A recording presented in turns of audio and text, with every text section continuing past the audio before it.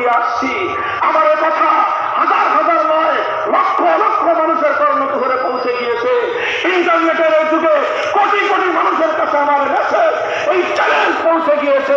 আসো, আন্তঃধর্মীয় সংলাপ হবে প্রত্যেক ধর্মাবলম্বীদের কাছ থেকে। আজকের একবিংশ শতাব্দীতে আধুনিক রাষ্ট্র ব্যবস্থার রূপরেখা আমরা চাই।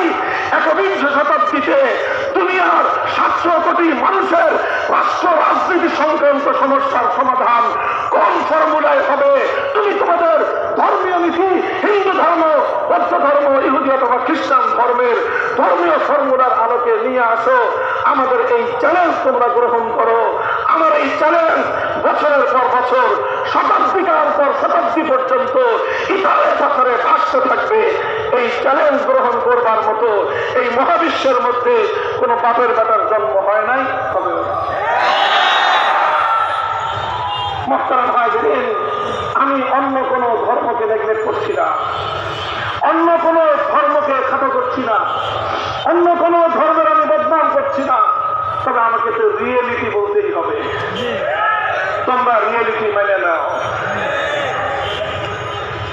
এই রিয়েলিটি তোমাদেরকে মেনে নিতেই হবে, কারণ তোমার ধর্মের মধ্যে এই সাবজেক্টটা নাই। আমার ধর্মে আছে, তোমার ধর্মে নাই, তো খেলা হবে কিভাবে? মোহতারাম হাজিরিন, কথাটা এই জায়গায় পরিষ্কার কথা। একমাত্র ইসলাম, একমাত্র ইসলাম সেই 1000 বছর পূর্বকালীন সেই প্রাচীন যুগীয় বিশ্ব ব্যবস্থার জন্য ভাবে রাষ্ট্র পরিচালনা সংক্রান্ত নীতিমালা দিয়ে রাষ্ট্র গঠন থেকে নিয়ে শুরু করে রাষ্ট্র পরিচালনা পর্যন্ত প্রতিটি বিষয়ে যেভাবে পূর্ণাঙ্গ এবং একমাত্র গ্রহণযোগ্য সমাধান দিয়েছে, ইসলাম ছাড়া অন্য কোনো আদর্শ, অন্য কোনো মতবাদ, অন্য কোনো ধর্ম আজ পর্যন্ত সেটা দিতে পারে নাই এবং কিয়ামত পর্যন্ত দেওয়া সম্ভব নয়। এটা শুধুমাত্র আমাদের মুখের গলার জোরের কথা নয়, এটা শুধুমাত্র আমাদের মুখের জোরের কথা নয়, এটা শুধুমাত্র নিজেদের মজমার মধ্যে, নিজের অনুসারীদের মধ্যে জোর গলায় বলা এক কথা নয়, বরং এটা আমি আবারও বলছি, সারা পৃথিবীর 700 কোটি অডিয়েন্সকে সামনে রেখে, পৃথিবীর সমস্ত ধর্মাবলম্বীদেরকে সামনে রেখে আমরা ওপেন চ্যালেঞ্জ ঘোষণা করছি যে তোমরা আধুনিক যুগের রাষ্ট্র পরিচালনা সংক্রান্ত একটা ধর্মীয় ফর্মুলা যার যার ধর্মের আলোকে প্রণয়ন করে সাবমিট করো। ইসলাম ধর্মের জন্য সময় নিলাম কেবলমাত্র 5 মিনিট, অন্যান্য ধর্মাবলম্বীদেরকে সময় দিলাম 5000 বছর। আলহামদুলিল্লাহ, 5000 বছর পরে যে ফলাফল আসবে, যদি আল্লাহর জমিন, এই আসমান যদি অবশিষ্ট থাকে, টিকে থাকে, কিয়ামত যদি কায়েম না হয়, 5000 বছর পরে কি ফলাফল হবে সেটা আমি 5000 বছর আগেই ভবিষ্যৎবাণী করে যাই। ফাইল্লাম তাফালু ওয়ালান তাফালু, 5000 বছর পরে ইসলাম ছাড়া অন্য কোন ধর্মের পক্ষ থেকে আধুনিক যুগের রাষ্ট্র পরিচালনা সংক্রান্ত কোন ফর্মুলা দেওয়া সম্ভব হবে না। আরো ভালোভাবে বোঝার জন্য বলি, এটা তো শুধু চ্যালেঞ্জটা করলাম, এটা শুধুমাত্র আমি জ্ঞানগত, বিশ্বাসগত ভাবে কোরআন সুন্নাহর আলোকে আমাদের বক্তব্যের দাবিটা আমি উত্থাপন করলাম। এবার চলুন এই দাবির সপক্ষে আমি কিছু প্রমাণ নিয়ে আলোচনা করি। আমি দুটো বিষয় উত্থাপন করব, যে দুটো বিষয়ের দ্বারা প্রমাণ হবে যে কেন ইসলাম একমাত্র পূর্ণাঙ্গ জীবন ব্যবস্থা, ইসলাম কেন একমাত্র আধুনিক যুগের রাষ্ট্র ব্যবস্থা উপহার দিতে পারে, আর অন্যান্য ধর্মরা কেন পারে না, কেন নাই তাদের কাছে। প্রথম দৃষ্টান্ত বলি, আজকে এটা চলছে হলো 2024 সালের, আজকে হলো 14ই ডিসেম্বর, অর্থাৎ এই বছরে আর মাত্র 15 দিন অবশিষ্ট আছে। এরপরে শুরু হবে 2025 সাল। এই 2025 সালে মিলেনিয়ামের যুগের এই সময়ে এসে সারা পৃথিবী অত্যন্ত গুরুত্বপূর্ণ একটা বিষয়, গ্লোবাল নেটওয়ার্কে সবচেয়ে ইম্পর্টেন্ট ম্যাটার, সবচেয়ে গুরুত্বপূর্ণ সাবজেক্ট যেটা, সেটা হলো মানুষের অর্থ অর্থনৈতিক ব্যবস্থা। অর্থনৈতিক ব্যবস্থা কিভাবে চলবে মানুষের অর্থনীতি, কিভাবে পৃথিবীর এক প্রান্ত থেকে আরেক প্রান্তের মানুষ ইচ আদার একের সঙ্গে অপরের ইন্টারেকশন হবে, একের সঙ্গে অপরের ট্রানজাকশন হবে, কিভাবে অর্থের লেনদেন হবে, কিভাবে অর্থের আদান প্রদান হবে, খুব গুরুত্বপূর্ণ একটা বিষয়। অর্থনীতি এটা একটি রাষ্ট্র ব্যবস্থার সবচেয়ে গুরুত্বপূর্ণ পয়েন্ট। যে কোনো রাষ্ট্রের সফলতার প্রথম বুনিয়াদ হল অর্থ ব্যবস্থা। কোন রাষ্ট্রের অর্থনীতি যদি দুর্বল হয় সেই রাষ্ট্র ব্যর্থ এবং ফল করতে বাধ্য। যে রাষ্ট্রের অর্থনীতি সবল সেই রাষ্ট্রটা পৃথিবীর বুকে মাথা উঁচু করে দাঁড়াতে সক্ষম হয়।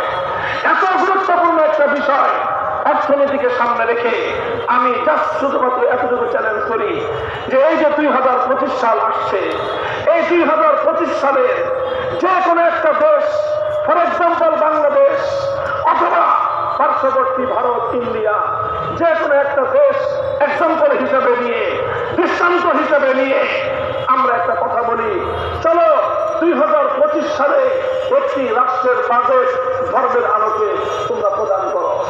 2025 সালের বাজেট কেমন হওয়া চাই, সেই বাজেটে রেভিনিউ কালেকশন কিভাবে হবে, সেই বাজেট কোথা থেকে কোন ফান্ড থেকে কতটা কালেকশন হবে, কোন খাত থেকে কতটা আসা উচিত, এরপরে এক্সপেন্ডিচার, সেই বাজেট কোন কোন খাতে কতটুকু খরচ হওয়া উচিত, কতটুকু খরচ হবে, এই সবগুলো বিষয় নিয়ে 2025 সালের যে কোনো একটা রাষ্ট্রের জন্য একটা বাজেট যদি আমরা চাই, আমরা প্রশ্ন হিসেবে রাখলাম, চাহিদা হিসেবে রাখলাম যে একটা বাজেট দাও।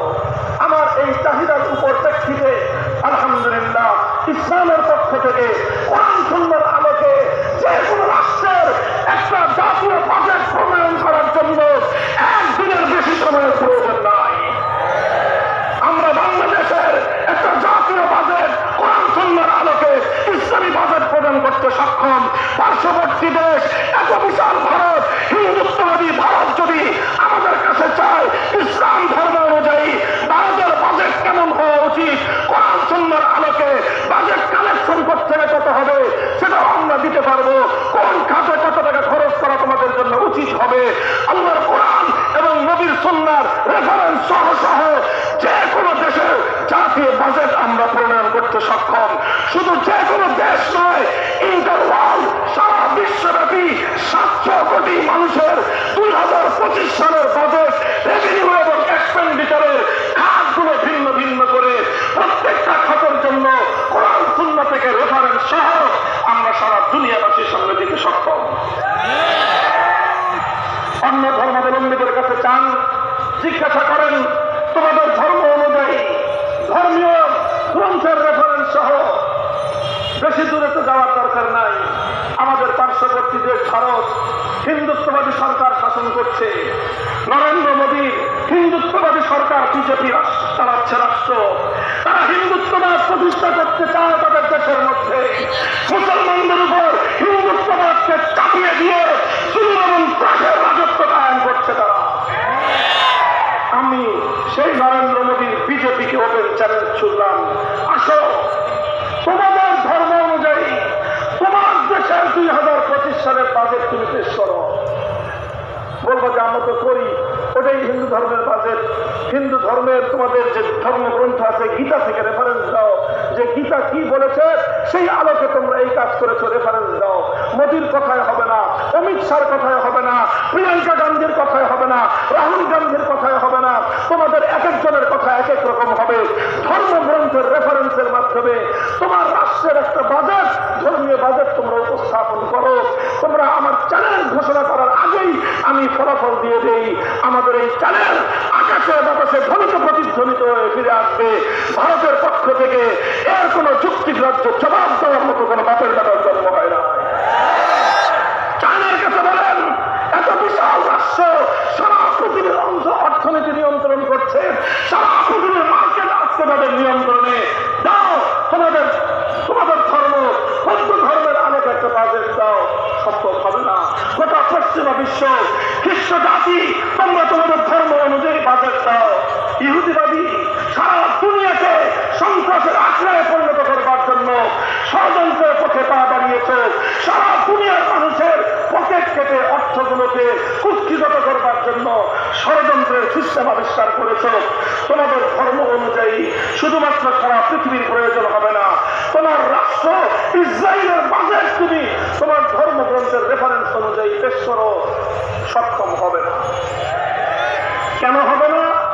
ইসলাম কেন পারবে?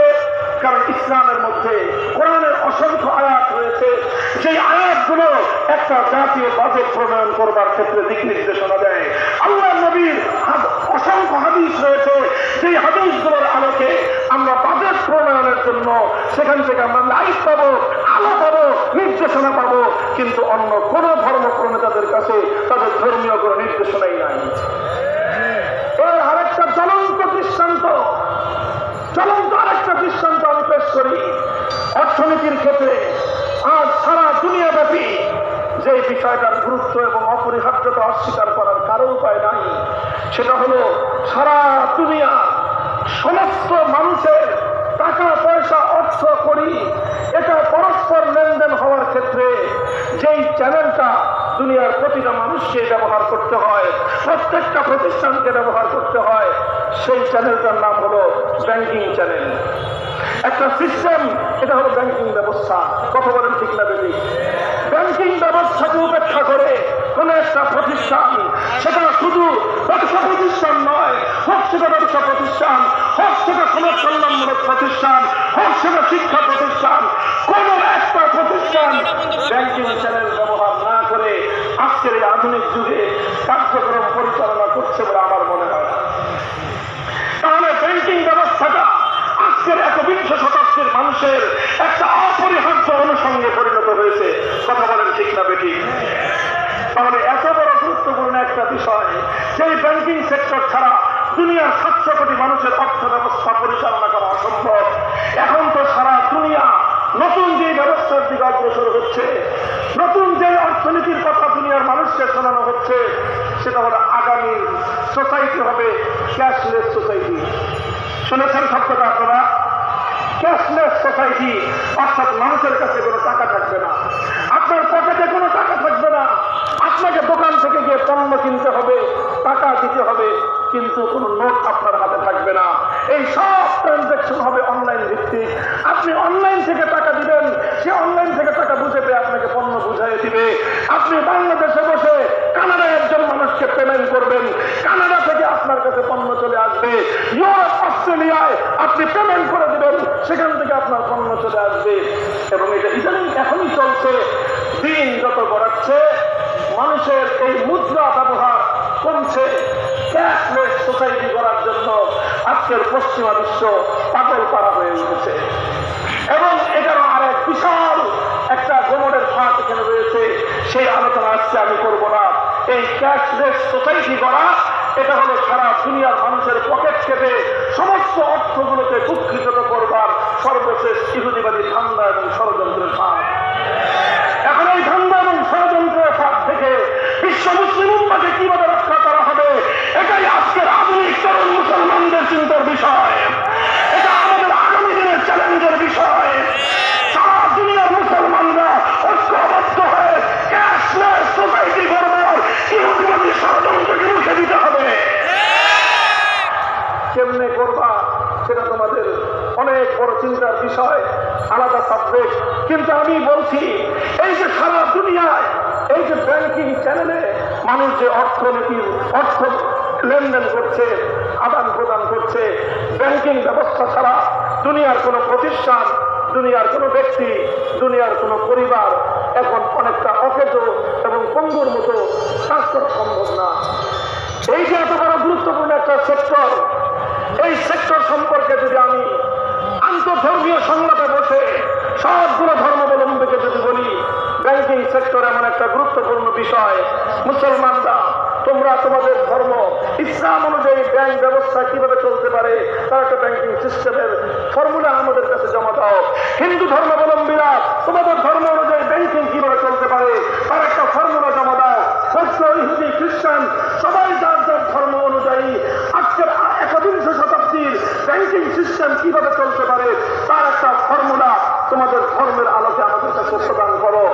এই ওপেন চ্যালেঞ্জ অথবা এই প্রশ্ন যখন আমরা সবগুলো ধর্মের কাছে রাখবো, জবাব কি আসবে? মুসলমানরা বলবে আমাদের কাছে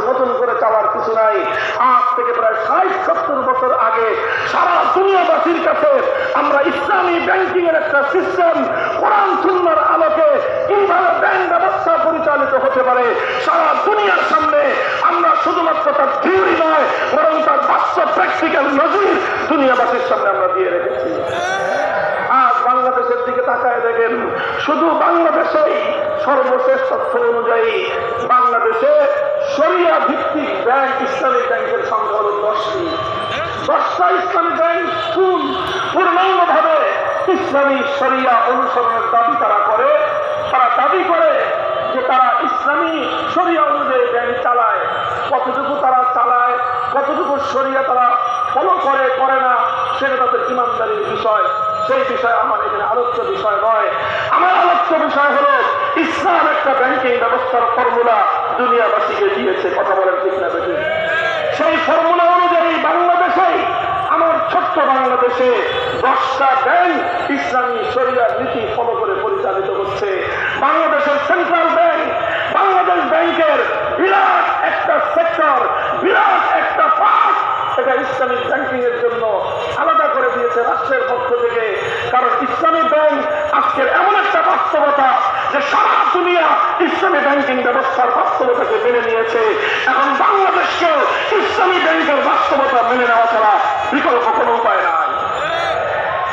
আচ্ছা, এবার বলেন, বাংলাদেশের 10টা ইসলামী ব্যাংক আপনি বাংলাদেশে আপনার দেশে খুঁজে পেলেন। আরো এই 10টার বাইরেও আরো প্রায় 6-7টা ব্যাংক এমন রয়েছে যেগুলো পূর্ণাঙ্গ ইসলামী শরিয়া অনুসরণ না করলেও ইসলামিক ব্যাংকিং এর ব্রাঞ্চ রয়েছে, উইন্ডো রয়েছে, আংশিকভাবে তারা ইসলামী শরিয়া ফলো করে চলতেছে। এই তো হলো ইসলামিক ব্যাংকের অবস্থা, যে 70 বছর ধরে পৃথিবীর দেশে দেশে ইসলাম ধর্মের মতে কোরআন সুন্নাহর আলোকে ব্যাংকিং ব্যবস্থার নীতিমালার আলোকে ব্যাংক শুধুমাত্র থিওরিটিক্যাল নয়, প্র্যাকটিক্যালি তারা পরিচালনা করে আসছে এবং দুনিয়ার 700 কোটি মানুষকে ব্যাংকিং সেবা দিয়ে যাচ্ছে। কথা বলেন ঠিক না বেঠিক? ইসলামী ব্যাংকগুলোতে অ্যাকাউন্ট শুধু মুসলমানদের। আরে বিগত সরকার তো এমন সিস্টেম করে দিয়ে গেছে, বাংলাদেশের সবচেয়ে বড় ইসলামী ব্যাংকে শুধু মুসলমানরা নয়, অন্যান্য ধর্মাবলম্বীদেরকে চাকরির ব্যবস্থা পর্যন্ত করে দিয়ে গেছে। তো সব ধর্মাবলম্বীদের অ্যাকাউন্ট খুলছে ইসলামিক ব্যাংকগুলোতে। অর্থাৎ ইসলামী ব্যাংক শুধুমাত্র মুসলমানদেরকে ব্যাংকিং সেবা দিচ্ছে না, হিন্দুকে ব্যাংকিং সেবা দিচ্ছে, বৌদ্ধকে ব্যাংকিং সেবা দিচ্ছে, খ্রিস্টানদেরকে সেবা দিচ্ছে, ইহুদিদেরকে সেবা দিচ্ছে। পক্ষান্তরে অন্য ধর্মাবলম্বীদের ব্যাপারে আমি বলবো, একটা বাতি চালান দেন। বাতি চালান বুঝেন? তুলা রাশি দিয়ে বাতি চালান দেন। শুধু বাংলাদেশ নয়, পৃথিবীর দক্ষিণ থেকে উত্তর পর্যন্ত সারা পৃথিবীর 157টা কান্ট্রিতে খবর নিয়ে আসুন। একমাত্র একটা ব্যাংক, একটি ব্যাংক নিয়ে আসবেন হিন্দুরা হিন্দু ধর্মের নীতিমালা অনুযায়ী যে ব্যাংকটা চালায় এবং সেই ব্যাংকের নাম হলো হিন্দু ব্যাংক। অথবা খ্রিস্টান, সারা পৃথিবীর সর্বদিক থেকে তারা এত উন্নত জাতি, সারা দুনিয়া জুড়ে একটা ব্যাংক দেখান সেই ব্যাংকটা খ্রিস্টানরা তাদের ধর্মগ্রন্থ ইনজিল শরীফের অনুযায়ী অথবা তাদের পয়গম্বর ঈসা আলাইহিস সালাম থেকে প্রাপ্ত হাদিসের আলোকে, ঈসা নবীর বাণীর আলোকে তারা তাদের ব্যাংক পরিচালনা করে। হাজার হাজার ব্যাংক লাগবে না, শুধু একটা ব্যাংক খ্রিস্টান ব্যাংক দুনিয়াবাসীর সামনে উপহার দেন, বৌদ্ধ ব্যাংক একটা উপহার দেন, ইহুদি ব্যাংক একটা উপহার দেন। এইটা আমার চ্যালেঞ্জ। আমার এই চ্যালেঞ্জের ফলাফল আমি আগাম ঘোষণা করছি। আমাদের এই চ্যালেঞ্জগুলো ধ্বনিত প্রতিধ্বনিত হয়ে ফিরে আসবে, শূন্যে ঘুরতে থাকবে। চ্যালেঞ্জ গ্রহণ করবার মতো এই পৃথিবীতে ইসলাম ধর্মাবলম্বী ছাড়া অন্য কোনো ধর্মাবলম্বীর কোনো মায়ের গর্ভের সন্তান জন্ম নেয় না। তারা আবার বুঝেন, অর্থনীতি যেটা একটা রাষ্ট্র ব্যবস্থার প্রধান স্তম্ভ, সেই অর্থ ব্যবস্থার ক্ষেত্রে কোন ধর্ম অনুযায়ী জাতীয় বাজেট দেওয়া যায় না, অন্য কোন ধর্ম অনুযায়ী ব্যাংকিং সেক্টর পরিচালনা করা যায় না। অর্থনৈতিক কার্যক্রম পরিচালনা করবার জন্য অন্য কোন ধর্মের মধ্যে কোন ফর্মুলা নাই, কোন নীতিমালা নাই। থাকলে আছে শুধুমাত্র ইসলামের কাছে, থাকলে শুধু ইসলাম প্রদান করতে পারে, শুধু মুসলমানের জন্য নয়, জাতি ধর্ম নির্বিশেষে দুনিয়ার 700 কোটি মানুষের অর্থনৈতিক নিরাপত্তা আজ কেবলমাত্র ইসলাম দিতে পারে। এটা গেল অর্থনৈতিক সেক্টর। সরাসরি রাজনৈতিক ক্ষেত্র বেরিয়ে যার কথা বলি। রাজনীতির মধ্যে অত্যন্ত গুরুত্বপূর্ণ একটা চ্যালেঞ্জ হল লিডারশিপ, ইলেকশন, নেতৃত্ব নির্বাচন পদ্ধতি কি হবে। নেতৃত্ব নির্বাচন কিভাবে করা যাবে, একটা রাষ্ট্র তার নেতা কিভাবে নির্বাচন করবে, এটা একটা গুরুত্বপূর্ণ প্রশ্ন। কথা বলেন ঠিক না ঠিক? খুবই গুরুত্বপূর্ণ প্রশ্ন। একটা রাষ্ট্র কিভাবে তার নেতা নির্বাচন করবে, এই প্রশ্নটা কতটা গুরুত্বপূর্ণ বাংলাদেশের মানুষের চেয়ে এটা তো হারে হারে আর কেউ টের পায়। এই কিভাবে রাষ্ট্রের নেতা নির্বাচন হবে, এই প্রশ্ন নিয়ে আজ প্রায় 3 দশক ধরে বাংলাদেশ যুদ্ধ দেখছে, লড়াই দেখছে, জুলুম দেখছে, অত্যাচার দেখছে, রাষ্ট্রের সম্পদ ধ্বংস হতে দেখছে, এক পক্ষকে আরেক পক্ষের সঙ্গে যুদ্ধ হতে দেখছে। আজও পর্যন্ত বাংলাদেশ এই প্রশ্নের সমাধান করতে পারে না। মোহতারাম হাজিরিন, এত গুরুত্বপূর্ণ প্রশ্নের জবাব যদি জানতে চান, রাষ্ট্রের নেতা নির্বাচন করবার কি ফর্মুলা আছে, হিন্দু ধর্মের কাছে জিজ্ঞাসা করবো, তোমাদের কাছে বলো তোমাদের গীতা কি ফর্মুলা দিয়েছে, তোমাদের ধর্ম প্রণেতারা রামরা তোমাদেরকে কি ফর্মুলা দিয়েছে, গৌতম বুদ্ধদেরকে কি ফর্মুলা দিয়েছে, খ্রিস্টানদেরকে কি ফর্মুলা দিয়েছে, ইহুদিদের কাছে কি ফর্মুলা আছে? কোন ফর্মুলা নাই। আমাদের কাছে জিজ্ঞাসা করো, নবী মুহাম্মদ আরবি ইসলামের জন্য, বিশ্ববাসীর জন্য নেতা নির্বাচন করবার কি ফর্মুলা দিয়েছে? জবাব আমরা দেব। শুধু ফর্মুলা দেয় নাই, বরং এমন ফর্মুলা দিয়েছে, ইসলাম প্রদত্ত নেতা নির্বাচনের, রাষ্ট্রপ্রধান নির্বাচন করবার যেই ফর্মুলা ইসলাম দিয়েছে, এর চেয়ে সুন্দর, এর চেয়ে নিরাপদ, এর চেয়ে উত্তম ফর্মুলা পৃথিবীতে আর কোনোদিন হতে পারে না। ইসলামের যে নেতৃত্ব নির্বাচনের ফর্মুলা রয়েছে, বিশ্বব্যাপী সর্বশ্রেষ্ঠ নেতৃত্ব নির্বাচনের ফর্মুলা, ইসলামের ফর্মুলার নাম হল আহলুল হাল্লি ওয়াল আকদের মাধ্যমে আগে ভোটার বাছাই হবে, আগে ভোটার বাছাই হবে। গড়পড়তার যে সে ভোটার হতে পারবে না, নির্দিষ্ট ক্রাইটেরিয়ার ভিত্তিতে ভোটার চয়েস হবে, ভোটার তালিকা হবে, ভোটার সিলেকশন হবে। তারপরে সেই সকল ভোটারদের ভোটের ভিত্তিতে একজন নেতা নির্বাচিত হবেন।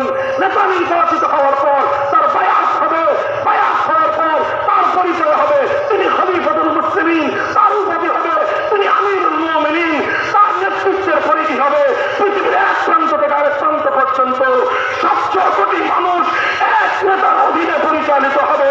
এটাই ইসলামের দ্বারা বিশ্বায়নের ব্যবস্থা, সারা পৃথিবীকে নেতৃত্ব দেওয়ার ব্যবস্থা।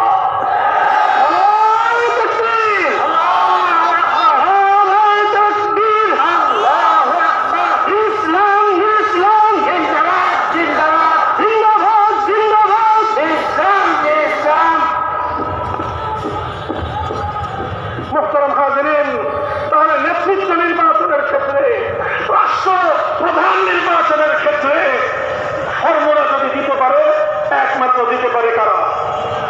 শিক্ষার করবো, একমাত্র দিতে পারে, একমাত্র দিতে পারে।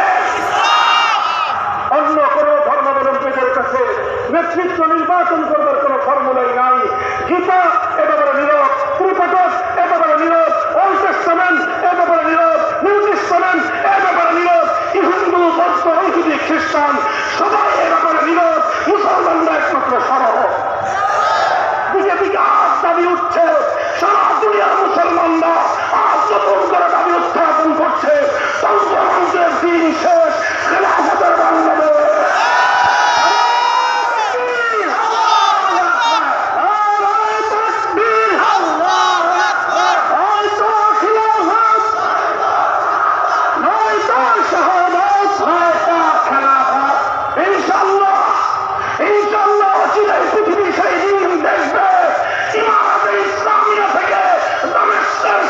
পর্যন্ত সারা দুনিয়াকে নেতৃত্ব দিবে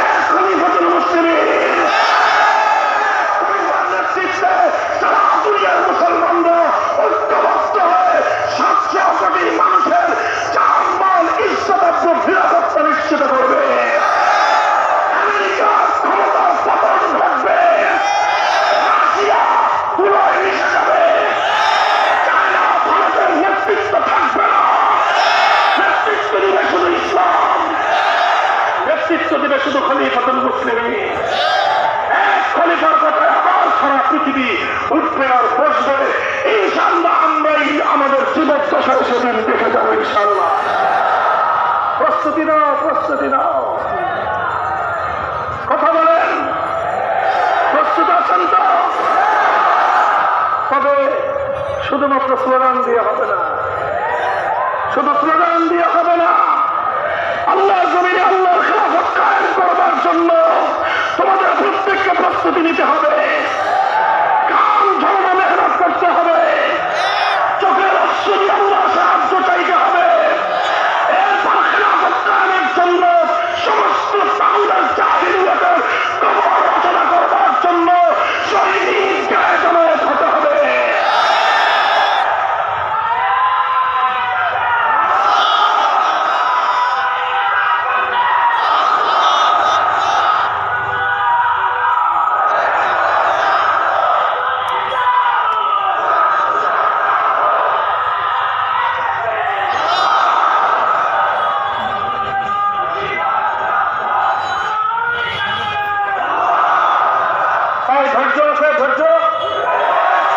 এবার সবচেয়ে ইন্টারেস্টিং স্যাম্পলটা, সবচেয়ে ইন্টারেস্টিং গুরুত্বপূর্ণ দৃষ্টান্তটা আমি আপনাদের সামনে উপস্থাপন করছি।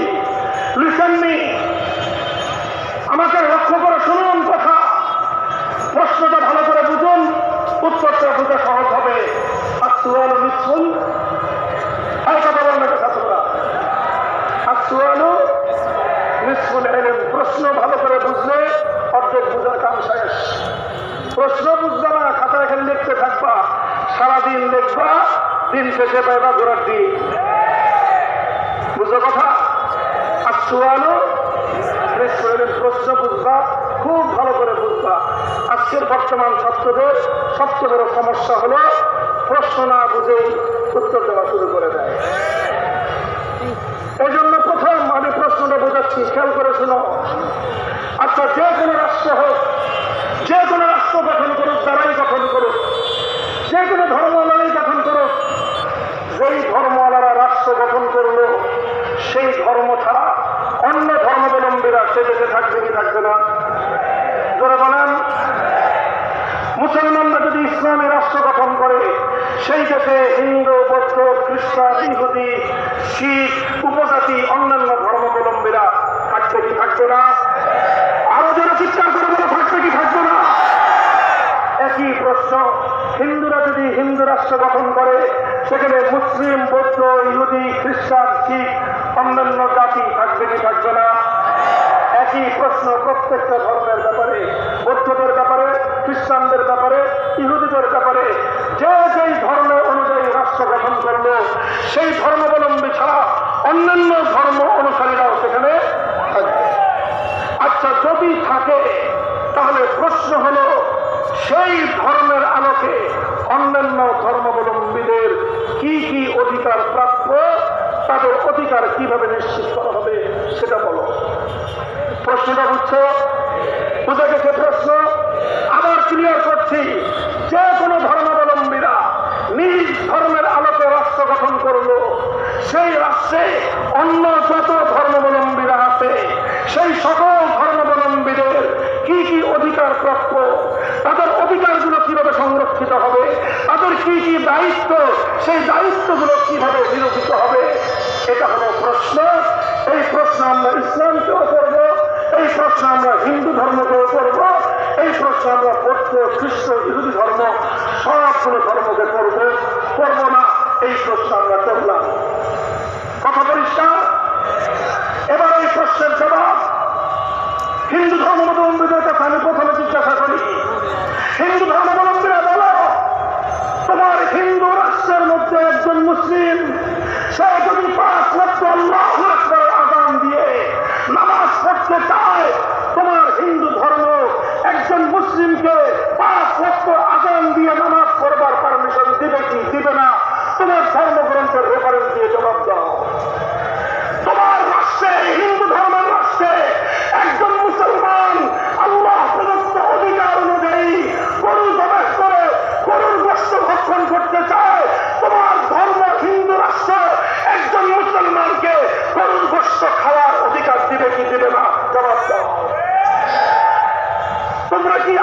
কোন মুসলমান ভাইকে গরুর গোশত খাওয়ার অধিকার দিবা না শুধুমাত্র গরুর গোশত রাখার অপরাধে মুসলমানদেরকে আগুনে জ্বলন্ত পুড়িয়ে মারবা? জবাব দাও।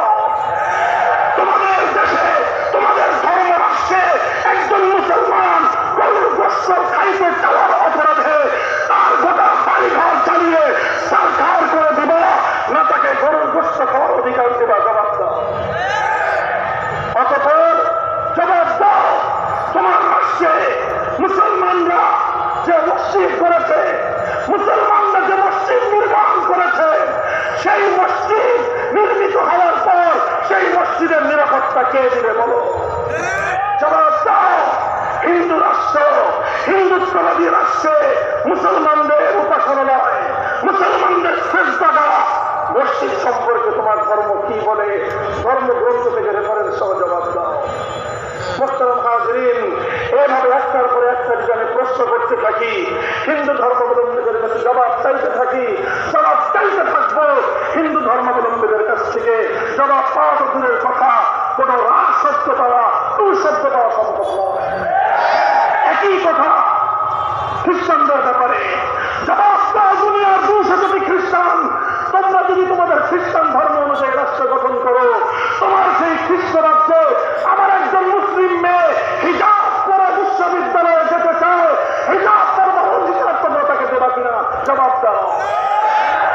আমার একটা মেয়ে আল্লাহর ফরজ বিধান পর্দা করতে চায়, পর্দা করবার অধিকার তাকে দেবে কিনা বলো?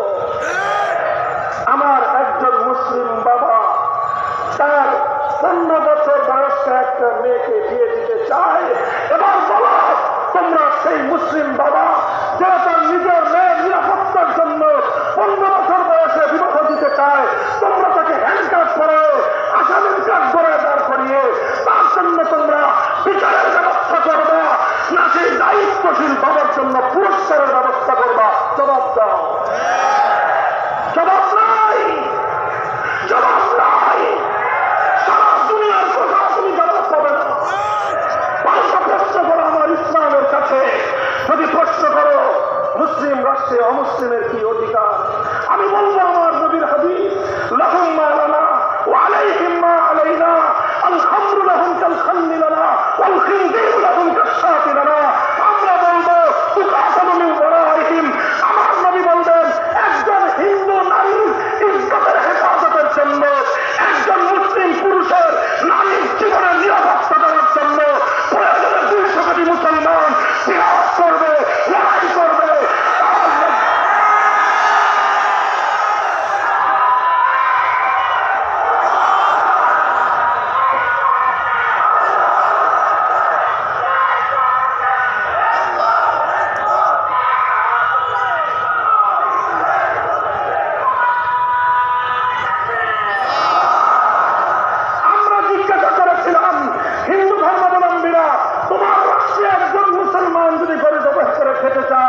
তুমি কি করবা? জবাব মুখে দাও নাই, কাকে জবাব দিয়েছ? সে মুসলমানের জীবনের নিরাপত্তা থাকবে না। কোন মুসলমান যদি গরুর গোশত খেতে চায়, তোমরা তাকে টুকরো টুকরো করে হত্যা করবে। কোন মুসলমান যদি গরুর গোশত খেতে চায়, তার গোষ্ঠী সুস্থ আগুন দিয়ে পুড়িয়ে ছারখার করে দিবে। এই তো ছিল তোমাদের কার্যত জবাব। আমাদের কাছে প্রশ্ন করো, যদি একটি মুসলিম রাষ্ট্রে কোন হিন্দু, কোন খ্রিস্টান, কোন ইহুদি যদি শূকরের গোশত খেতে চায়, ইসলাম কি বলে? ইসলাম বলে শুধু শূকরের গোশত খেতে পারবে তাই নয়, বরং শূকর লালন পালন করতে পারবে।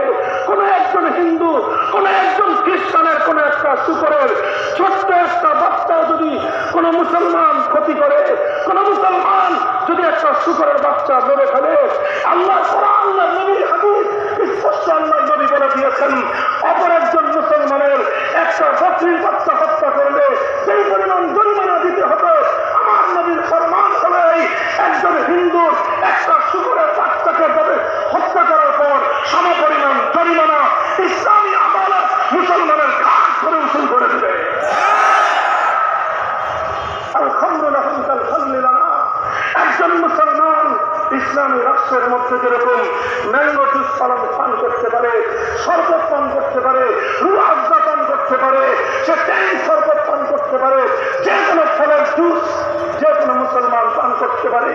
মুসলমান যেভাবে ইসলামী রাষ্ট্রে জুস পান করার অধিকার রাখে, একজন হিন্দু নাগরিক একটা ইসলামী রাষ্ট্রের মধ্যে মদ পান করার অধিকার রাখে। একজন খ্রিস্টান ইসলামী দেশের মধ্যে মদ পান করার অধিকার রাখে। মুহতারাম হাজিরিন, এভাবে একটার পর একটা বলে যাব। শুরুই তো করলাম শুয়োরের বাচ্চার মনের থেকে। ইসলাম তোমার শুকরের অধিকার, শুকর খাওয়ার অধিকার দিয়েছে। ইসলাম তোমাকে শুকর পালন করার অধিকার দিয়েছে। ইসলাম আর কি না দিয়েছে সেটা বলো তুমি। বলো তোমার ধর্ম পালন করবার অধিকার। আমি বলবো ইসলাম তোমাকে ধর্ম পালন করবার অধিকার দিবে। তোমার মন্দির রক্ষা করবার অধিকার। ইসলাম বলবে তুমি মন্দির রক্ষা করো, মন্দিরে তুমি দেবতা নির্মাণ করো, মন্দিরে তুমি দেবতার পূজা করো। ইসলাম এবং মুসলমান পশ্চিম কালে তোমার ধর্মীয় স্বাধীনতার হস্তক্ষেপ করবে না। তোমাকে সামান্য কিছু দায়িত্ব পালন করতে হবে এবং তোমার সেই দায়িত্ব পশ্চিমকালে একজন মুসলিমের চেয়ে দায়িত্ব বেশি নয়। একজন মুসলিম সে রাষ্ট্রকে কিছু খরচ দিবে, কিছু খাতে খরচ দিবে। মুসলমানদের রেভিনিউ কালেকশন হবে যাকাত থেকে, গনিমত থেকে, মালে ফাই থেকে এবং বিভিন্ন জায়গার জমির উৎপাদিত ফসল থেকে। যেই খনিজ সম্পদ মুসলমানদের খনিজ সম্পদ উত্তোলন করলে সেই খনিজ সম্পদ থেকে নানা খাত থেকে রাষ্ট্রকে মুসলমানরা টাকা দিবে।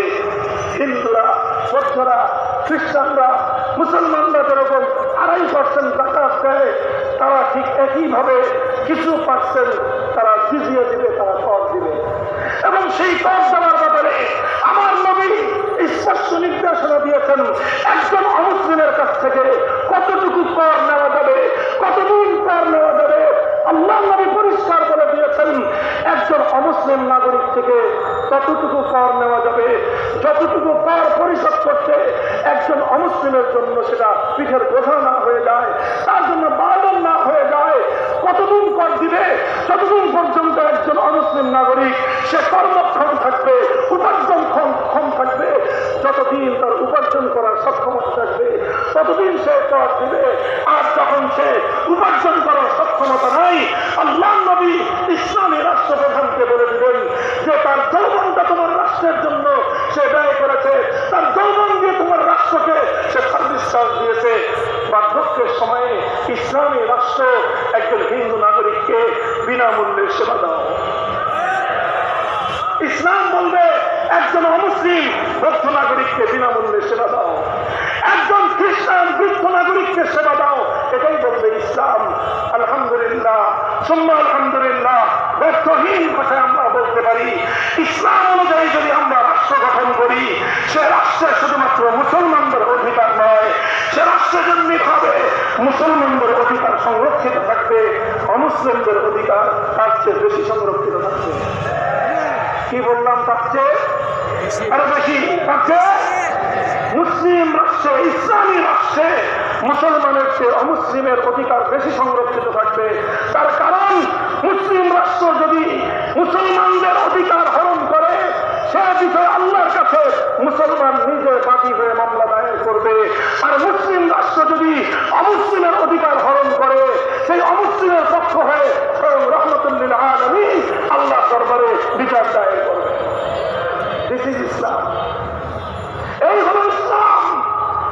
মুহতারাম হাজিরিন, আমি দুটো রাষ্ট্র ব্যবস্থা নিয়ে, দুটো অর্থ ব্যবস্থা নিয়ে, 4টা স্যাম্পলের মাধ্যমে আমি আমার কি আবার পুরাতন কথা রিপিট করছি।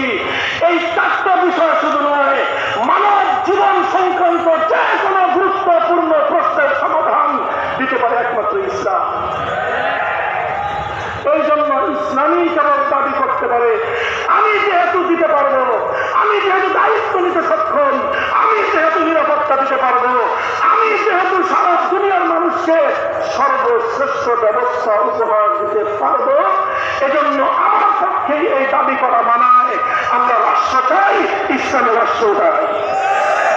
আমরা একটাই রাষ্ট্র চাই, সেই রাষ্ট্রের নাম ইসলাম। আমরা রাষ্ট্র চাই, ইসলামী রাষ্ট্র চাই। কথা বলো, রাষ্ট্র চাই, বলো ইসলামী রাষ্ট্র চাই, রাষ্ট্র চাই, রাষ্ট্র চাই, রাষ্ট্র চাই, রাষ্ট্র চাই, ইসলাম।